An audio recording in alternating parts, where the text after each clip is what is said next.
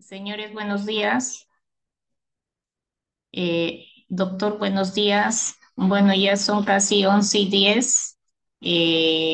Por ahí hemos estado pasándole la voz a los señores para que se vayan conectando, pero de igual manera yo creo que ya podemos dar inicio.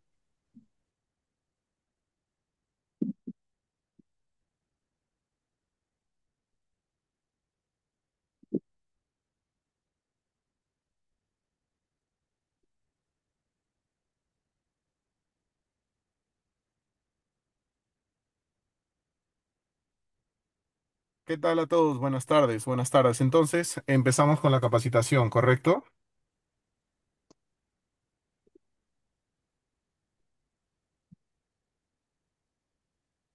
Sí, por favor, doctor. Ok, señora Melissa, ¿qué tal? Buenas tardes. Ya, entonces, bueno, buenas tardes con todos. Los que estamos presentes, somos al menos 16 personas. Quedamos pendientes en el tema de higiene ocupacional, ¿no? La higiene ocupacional que vimos el mes pasado trataba un poco acerca de los agentes y riesgos que existen dentro del trabajo, ¿no? Agentes físicos, químicos, biológicos, ergonómicos y psicosociales. Ahora, dentro de ellos, vamos a enfocarlo un poco a los riesgos biológicos, ¿no? Que es la higiene ocupacional en el personal de la empresa, pero en este caso entendiendo las enfermedades virales. Y dentro de las enfermedades virales respiratorias, que son las más comunes, ¿no? Que son en realidad las que nos pueden afectar en el día a día y las que nos pueden afectar dentro de la operación también. Así que ese es el tema que vamos a ver. Entonces, las enfermedades respiratorias frecuentes, vamos complementando un poco las enfermedades virales, pero ahora de tipo respiratorio.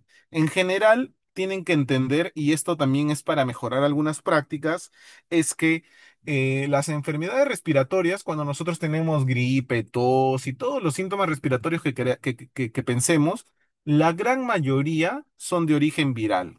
Hasta yo les diría que un 90% son de origen viral. Por lo tanto, si son de origen viral, no necesitan antibióticos.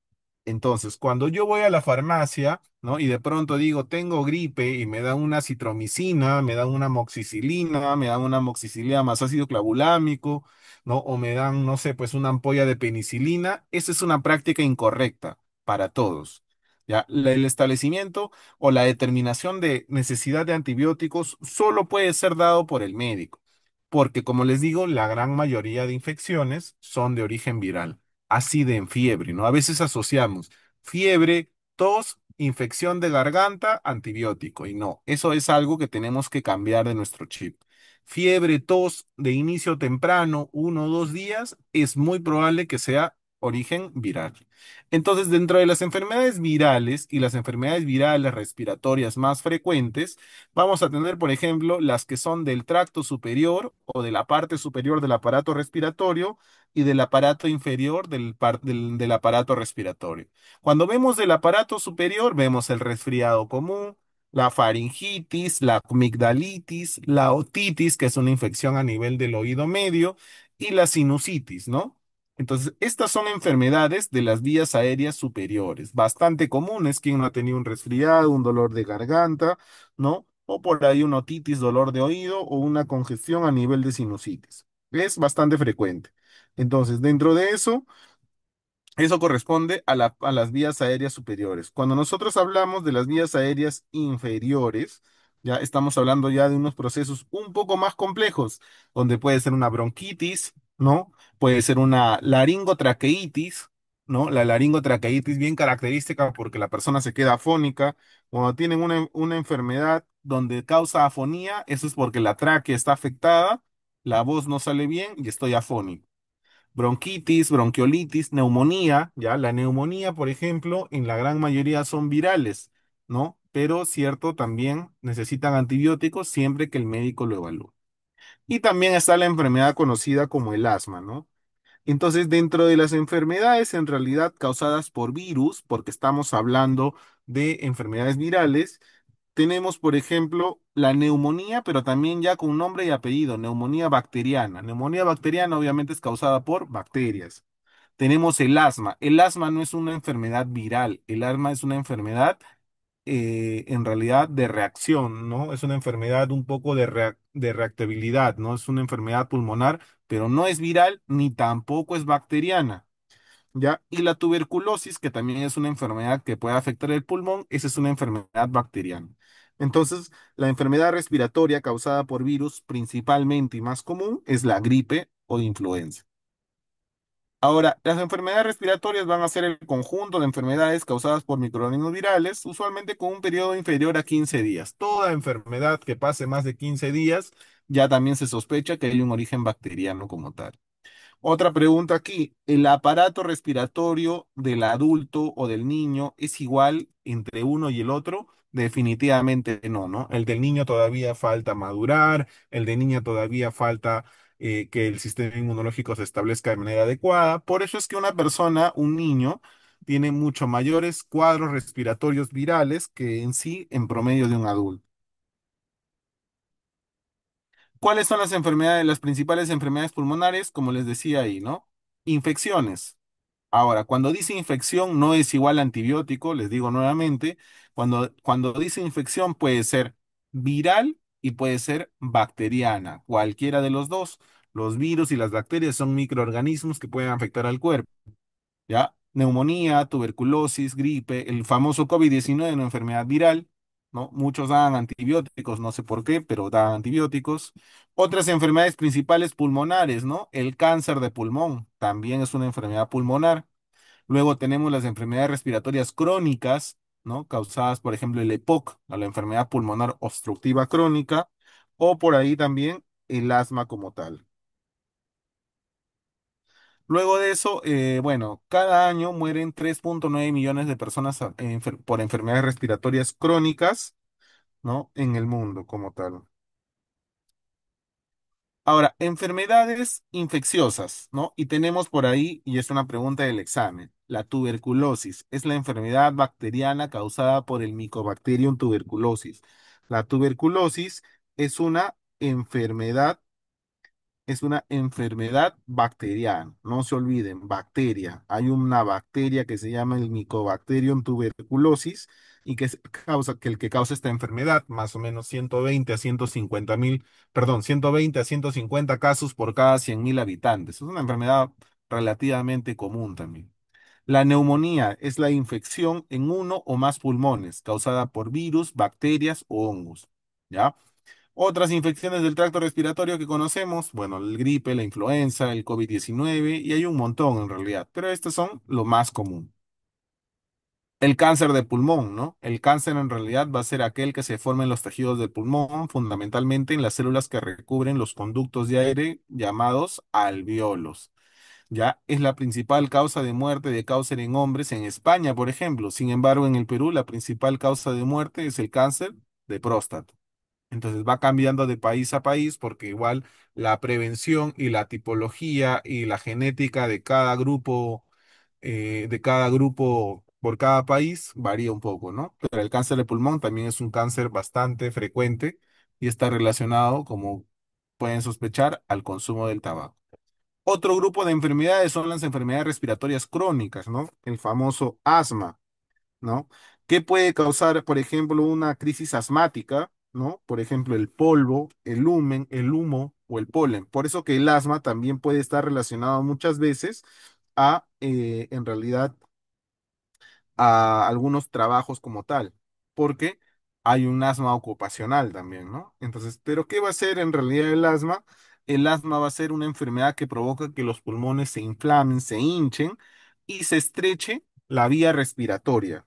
Por lo tanto, esto hace de que eh, el aire sea difícil de salir del pulmón, ¿no? Y normalmente causa un silbido o un soplido. Eso es el asma, ¿no? Quizá muchos que tienen hijos van a ver que en algún momento en realidad, han tenido asma y el pecho silba como tal.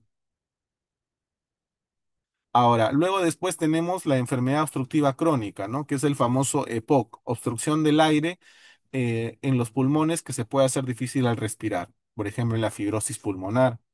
¿no? Y otras enfermedades crónicas como la silicosis, asbestosis, ¿no? Que son enfermedades ya de carácter ocupacional por la presencia de sílice o por la presencia de asbesto.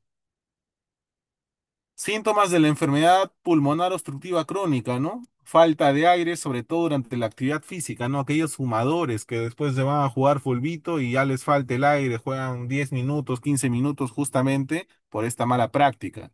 Aquellos también se ven tos crónica con mucosidad, ¿no? No necesariamente está enfermo, pero siempre tiene una tos con mucosidad que está ahí fastidiando. Sonidos y opresión en el pecho, infecciones respiratorias coadyuvadas al proceso originario, falta de energía, pérdida de peso, problema de circulación, ¿no? El EPOC en realidad es un diagnóstico bastante complejo y crónico, ¿no? Bastante se ve, por ejemplo, en las personas de la sierra de nuestro país que cocinaban con humo de leña y hacían fibrosis pulmonar. Y veías, por ejemplo, hay una persona de 70, 75 años con su balón de oxígeno porque ha tenido una enfermedad pulmonar obstructiva crónica. ¿Cómo se diagnostica la enfermedad pulmonar obstructiva crónica? Es una enfermedad frecuente, prevenible y tratable, básicamente con la historia clínica, identificando los factores de riesgo y síntomas compatibles. Y la famosa espirometría, que es un examen que pasan ustedes en el examen médico ocupacional, que sirve para, o en realidad que se realiza, ¿no? Soplando a través de un tubito y una máquina que nos mide la capacidad pulmonar respiratoria, es una de las formas de diagnóstico del famoso EPOC. Entonces, cada vez que ustedes pasan este examen, también sirve para poder justamente descartar esta enfermedad. ¿Qué es la espirometría? Complementando un poco el examen que pasamos en el examen médico, ¿no? La espirometría es una prueba que mide el flujo de aire que exhala un paciente y a la velocidad a la que lo hace, ¿no? Por eso que esta prueba se trata básicamente de exhalar o de soplar el aire y ver cómo está esa capacidad. ¿Cuál es el tratamiento de la enfermedad pulmonar obstructiva crónica? Básicamente, esta enfermedad, si bien es cierto, no es de origen infecciosa, pero muchas veces se va complicando con infecciones, ¿no? Y muchas veces tienen que darle tratamiento farmacológico, broncodilatadores, corticoides, oxígeno, como les mencionaba ahí, ¿no? Y si es necesario, se tiene que hacer cirugía y se puede llegar hasta el trasplante de pulmón.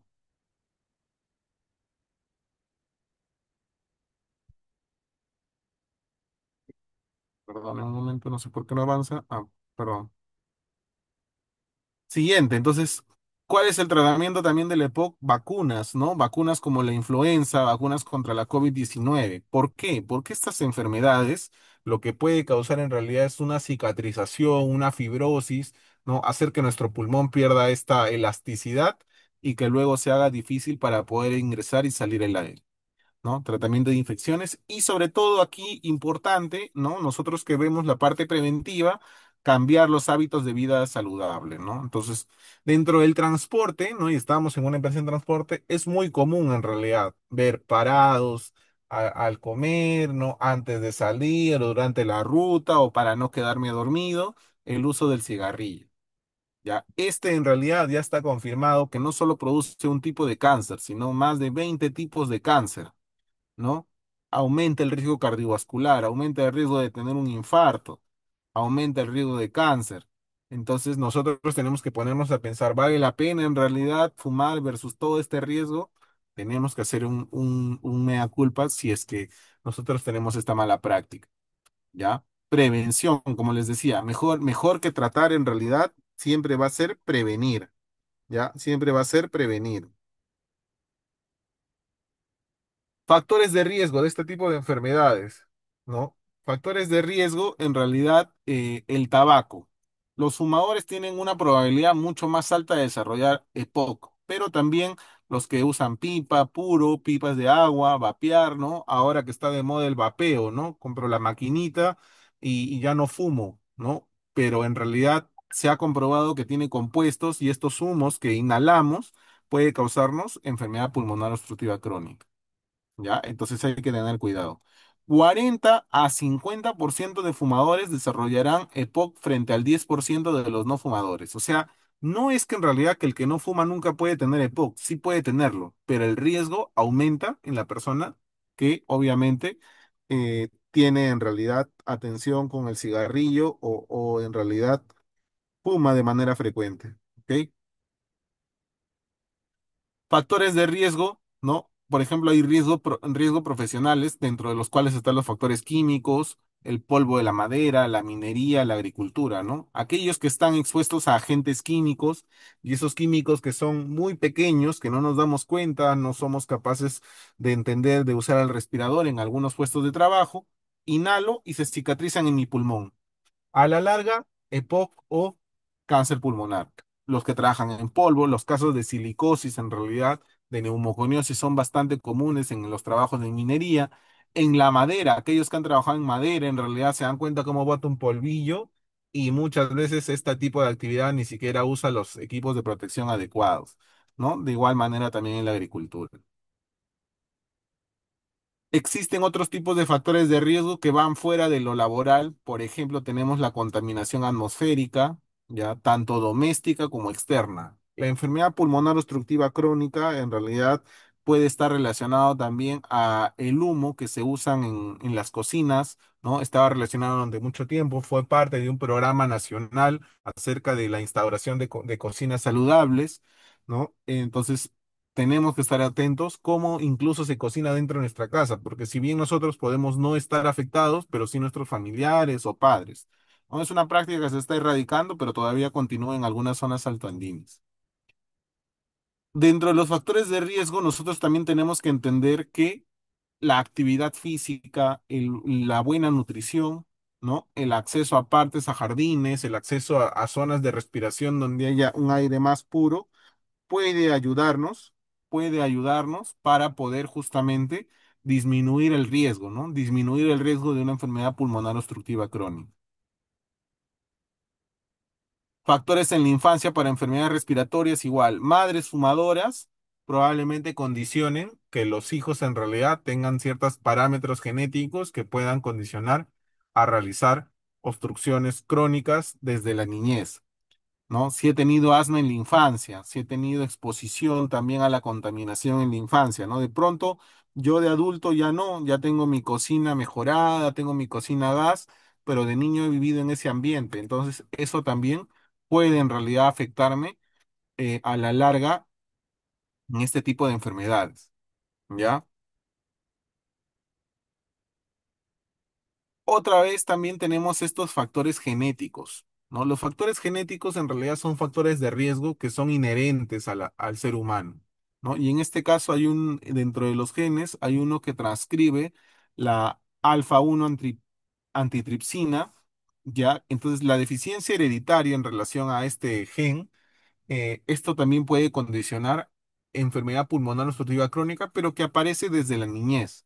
Entonces, este es otro tipo de condición de factor genético, que es un factor de riesgo, pero que obviamente no estará dentro de nuestras manos controlarlo, ¿no? Dentro de nuestras manos controlar está principalmente evitar el tabaco.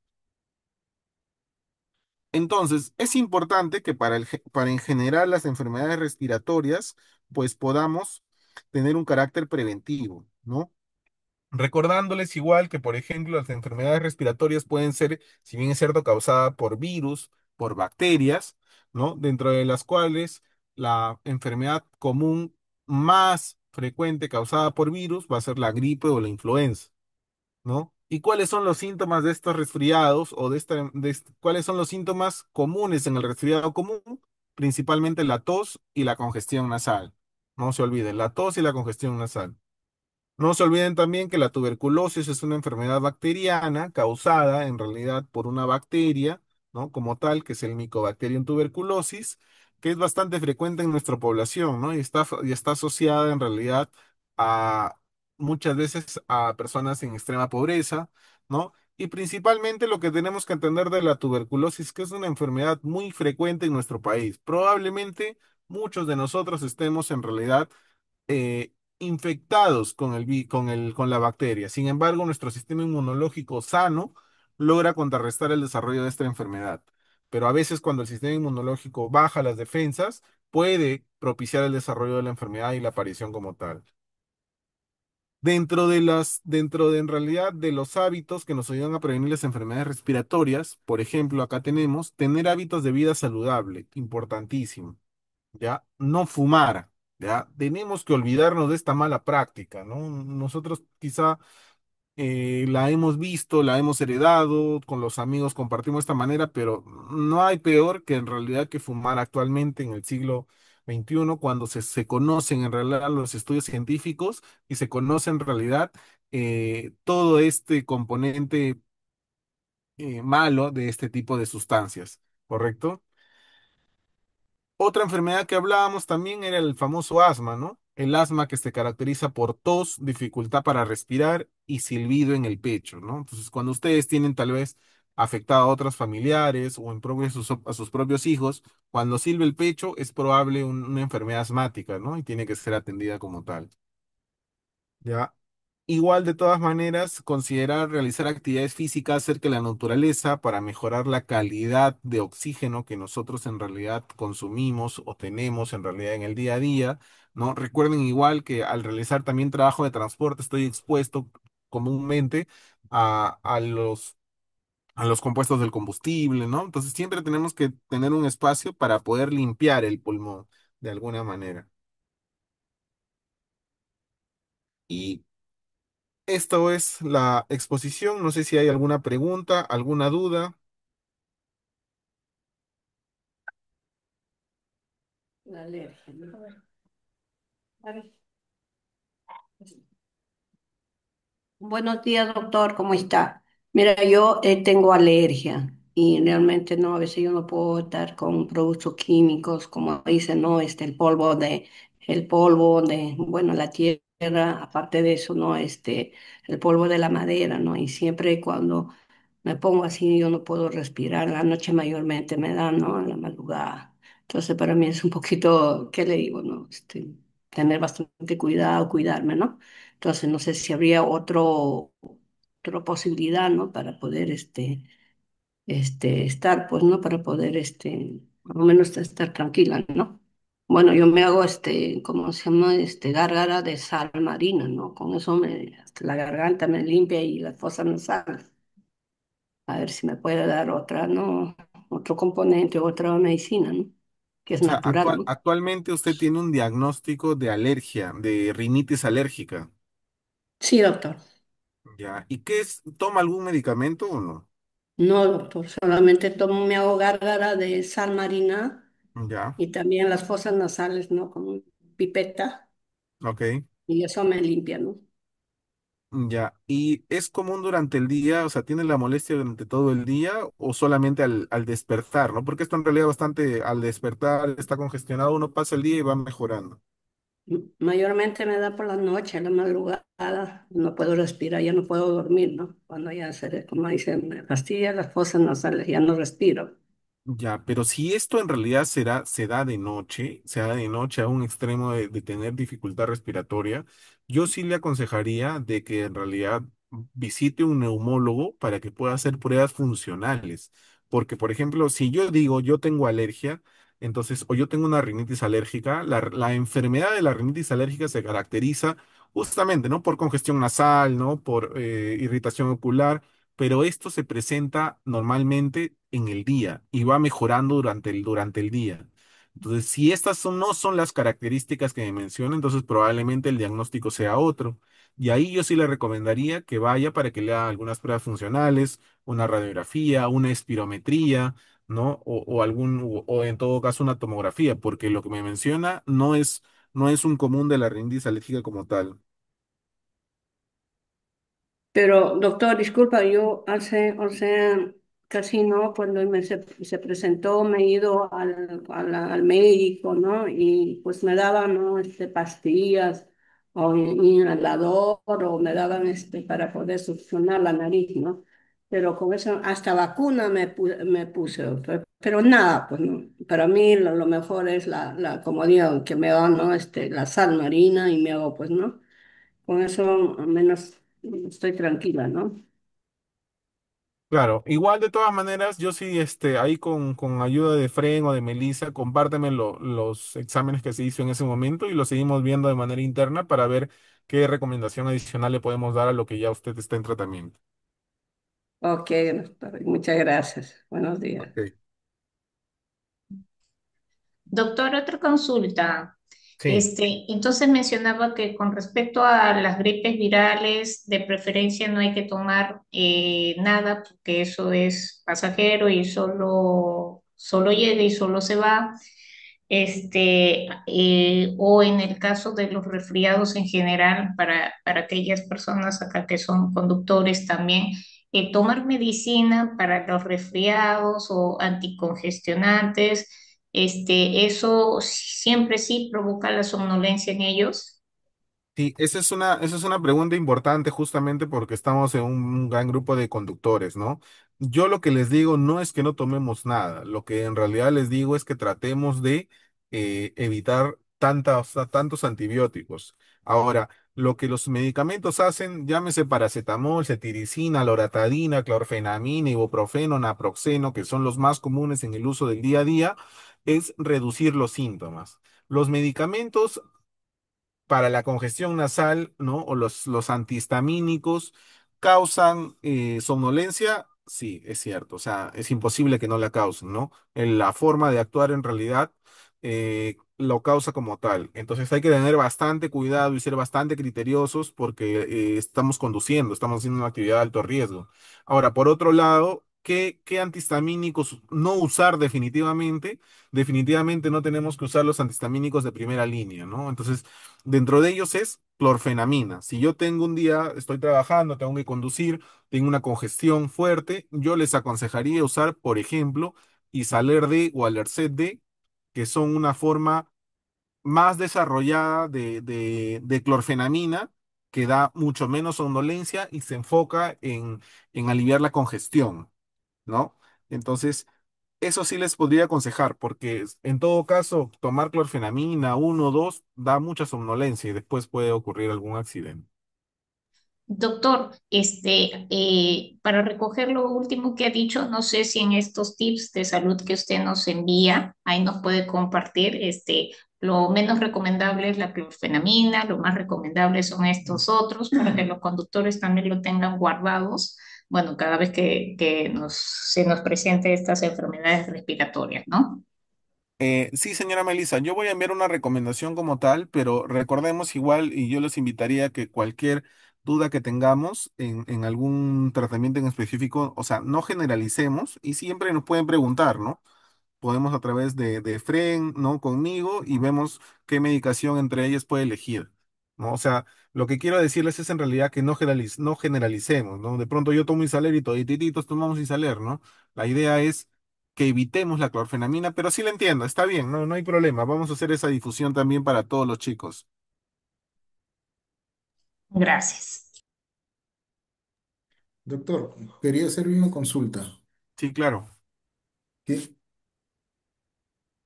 Con respecto a hay veces que he notado que para contrarrestar estos males de la gripe y esas cosas, todos sus síntomas, consumen o toman bastante lo que es de la dexametasona, prednisona. ¿Qué tan beneficioso es el consumo de estos medicamentos? En realidad los corticoides tienen que ser también prescritos por el médico. Ahora, normalmente cuando ustedes compran un antigripal principalmente tiene paracetamol y clorfenamina o cetiricina, no le agregan nada más. Normalmente los corticoides son prescritos por los médicos porque es para el cuadro inflamatorio, pero no es recomendable tomarlo de manera crónica, ¿no? Entonces, por ejemplo, por ahí les pueden recetar 3 a 5 días de un corticoide, sea dexametasona o prednisona, pero no se toma más porque pueden causar otro tipo de reacciones que no se buscan a través del tratamiento. O sea, siempre traten de buscar la orientación médica este tipo de, de tratamientos, ¿no? O sea, por más que parezca un resfriado común, ¿no? No usemos medicación así nada más, porque después pueden haber consecuencias o algún factor en contra.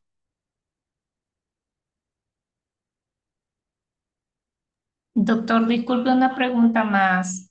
Sí, Por claro. ejemplo, yo tengo mi hijita chiquita y acá en el norte, que como sabes, común, bueno, acá es zona de calor. Sin embargo, en las últimas semanas, de los últimos meses, porque ya estamos en primavera, igual hay tardes entre friolentas calurosas y noches muy, muy frías, ¿no? En el caso de mi hijita, por ejemplo, a veces cuando está con la tos con flema, muchas veces me han recetado los puff, Ventolin. Bueno, el pediatra me indicaba que eso es porque la flema, para que no se aloje en el pulmoncito, ¿no? Que es más perjudicial. Me indicaba que finalmente no era malo su uso, era hasta mejor